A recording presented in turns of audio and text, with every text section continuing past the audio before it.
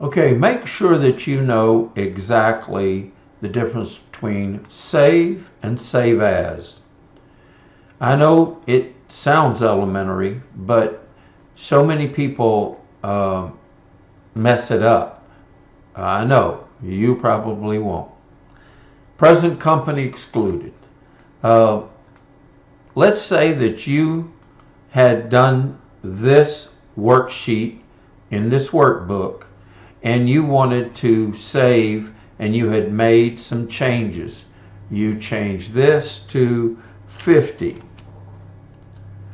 and you said enter.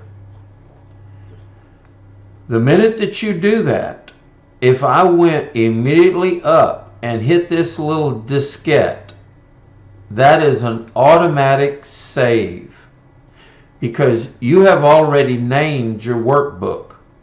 Once you've named that, if you hit this little save button, it won't come back and ask you, are you sure you want me to save this?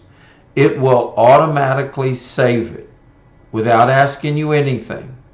Now, if you made the changes and you would like to name this another workbook under another name, I don't care if you put it loan payment 2A, that's a different workbook.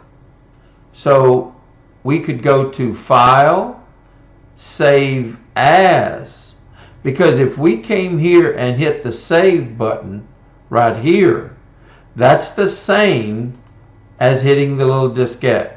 It will not ask you anything.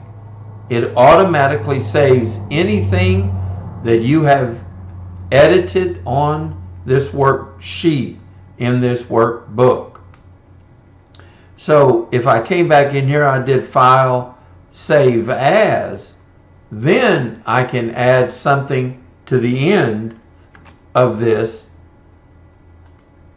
And now you have not saved over the top of the original. You see, it's loan payment 2A. That's the difference between save and save as and the little diskette.